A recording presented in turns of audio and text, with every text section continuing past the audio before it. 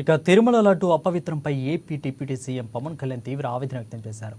ఈ క్రమంలోనే గుంటూరు జిల్లా నంబూరులోని దశావతార వెంకటేశ్వర స్వామి ఆలయంలో దీక్ష చేపట్టారు. అందుకంటే ముందు ఆయన స్వామివారికి ప్రత్యేక పూజలు చేశారు. దాదాపు 11 రోజుల పాటు ఆయన దీక్ష కొనసాగించనున్నారు. ఇక అనంతరం తిరుమల శ్రీవారిని దర్శించుకోనున్నారు.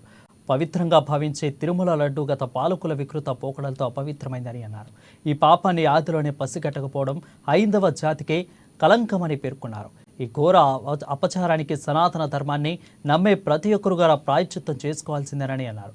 తిరుమల లడ్డు ప్రసాదంలో జంతు అవశేషాలు ఉన్నాయని తెలిసిన క్షణం నుంచి కూడా తన మనసు వికలమైందని పవన్ కళ్యాణ్ ఆవేదన వ్యక్తం చేశారు. స్వామివారి ప్రసాదం గత శతాబ్దాలుగా సరిగ్గా చెప్పాలంటే 300 సంవత్సరాల పై చిలుకు నుంచి స్వామివారి ప్రసాదాన్ని తిరుపతి లడ్డూలు కానీ దీన్ని 3 శతాబ్దాల పై నుంచి దీన్ని తీసుకొస్తా వచ్చారు. స్వామివారికి నైవేద్యంగా ఇస్తా వచ్చారు.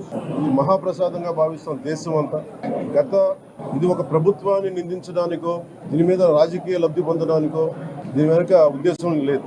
వైసీపీ పాలనలో టీటీడీ బోర్డుని ఏ గుడైనా సరే భక్తుల మనోభావాలు దెబ్బతినకుండా, ఆచార వ్యవహారాల్ని నిర్వీర్యం చేయకుండా, అపరాధం వాటిల్లకుండా ముందుకు తీసుకెళ్లాల్సిన అవసరం ఉంది. అది వారి బాధ్యత.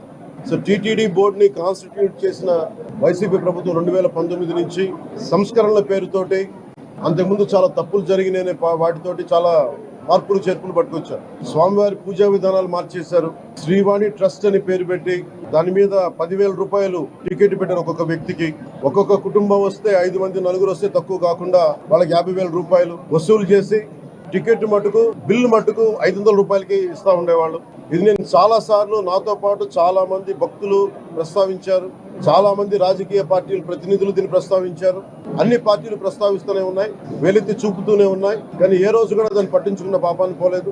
అలాగే వైసీపీ పాలనలో అఫీషియల్ గా ఆన్ రికార్డ్ 219 గుడుల్ని అపవిత్రం చేశారు. విగ్రహాలని విధ్వంసం కావచ్చు, రథాలు తగలబెట్టడం కావచ్చు, అలాగే 300 పైచిలకు మన దేవాలయాలను అపవిత్రం చేశారు. ఇన్ని జరిగినా కానీ ఎప్పుడు నేను గొంతెత్తుతూనే ఉన్నాను. ఆ రోజు రామతీర్థం సమయంలో